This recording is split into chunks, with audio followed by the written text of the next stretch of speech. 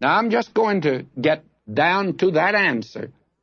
Here it is, verses 4 and 5.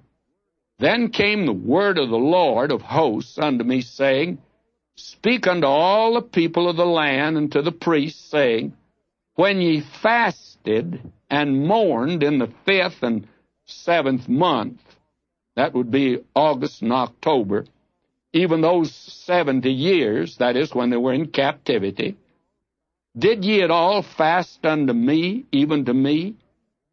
And when ye did eat, and when ye did drink, did not ye eat for yourselves and drink for yourselves? God says, really, when you went through your ritual, did you do it for me? And did you do it to honor me and to praise me, or did you do it as a legalistic sort of an exercise that you thought would build up on the credit side something that would make you acceptable to me and cause me to bless you? Well, to begin with, God never had given to them any ritual that had weeping in it and fasting. Did you know that God never gave to his people fast days? He gave to his people feast days. Gave them 7 feast days. Now the question is, are these wrong? Well, we're going to have a threefold answer. Let me give it to you. Number one, he'll deal with it here. When the heart is right, the ritual is right. The second answer is, when the heart is wrong, the ritual is wrong. And the third part of the answer is, and we'll get that in chapter 8, God's purpose concerning Jerusalem is unchanged by any ritual. And that's true today. A great many people think a ritual is so important. My friend, the important thing is the heart. It's not the ritual that you go through. That has to do with a lot of head knowledge. But what about the heart? Now, Zechariah will give them God's answer concerning this. And we're going to find that there actually is a threefold answer to this question concerning a religious ritual. Their point is this: we've been fasting. We've been weeping and wailing. And it looks pretty silly now, and it's got very boring. After all, it's a religious rite we're going through, and we're not getting any results. God doesn't seem to be blessing us. And what's wrong? What should we do about it? Well, there'll be a threefold answer.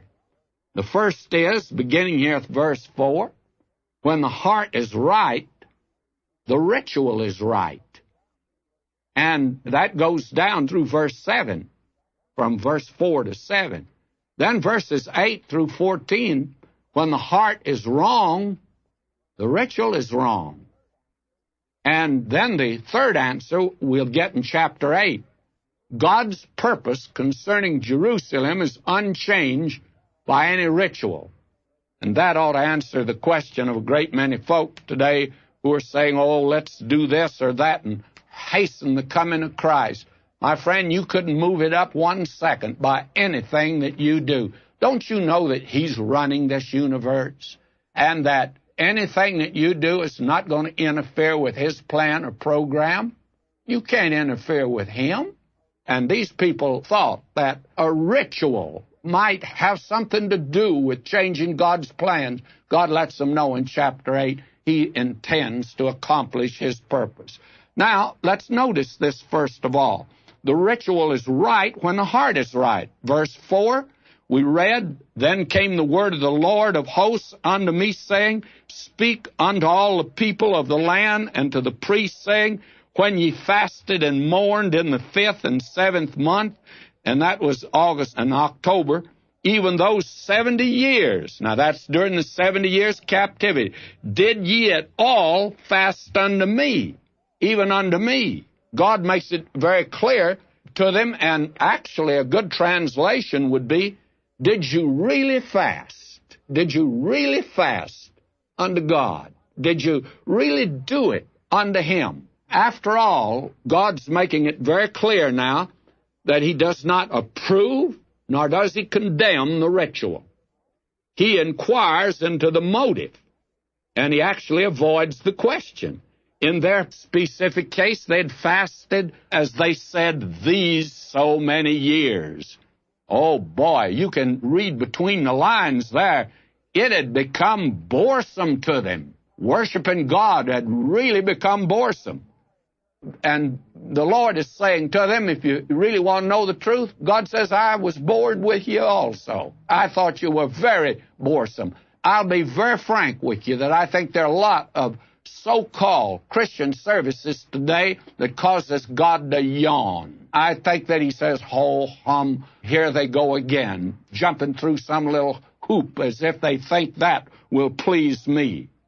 Now, God says you didn't do it unto me, and God produces evidence. Verse 6, and when ye did eat, and when ye did drink, did not ye eat for yourselves and drink for yourselves? When the fasting was over, you couldn't wait to get to the table. When you were eating, did you do it unto me? You remember Paul says to the believer, meat doesn't commend us to God, whether you eat or whether you don't. But whatever you do, whether it be to eat or to drink, do all to the glory of God. Now, if you can fast to the glory of God, you fast. But if you are doing it for some reason other than the high motive, then don't do it. That's exactly what he's saying. It's the same thing that he says faith without works is dead. Our Christian faith is not a Sunday affair. Sunday clothes that are put away on Monday morning, no good. And the test of the Sunday service is the life the next day. And he's going to deal with them in the last part of this chapter on these very specifics that had to do with their business dealings, their social contacts, their amusements. And these were the things that revealed that what they did not do it unto the Lord at all. And that there's something more important than a ritual, and that will determine whether the ritual is right or not. Verse 7, should ye not hear the words which the Lord hath cried by the former prophets, when Jerusalem was inhabited and in prosperity, and its cities round about it, when men inhabited the Negev and the Shephelah. The Shephelah were the plains around Beersheba. That's plains. That section, and driving, in fact, all the way up from Beersheba, whether you go to Hebron or go over toward the coast, toward Ekron, why, you are in what looks like big pasture lands. It reminds me of the plains of West Texas. That's the reason I didn't like it, because as a boy, I lived in West Texas. That's in the days before they irrigated that land there. And I want to tell you, when a wind came through, it could really blow up a sandstorm, the like of which you've never seen or heard of before. And that land is the same thing. God says to them, you went through all this ritual before, and when you were in the land, and what happened? Why, you went into captivity. Why? Because you did not obey me.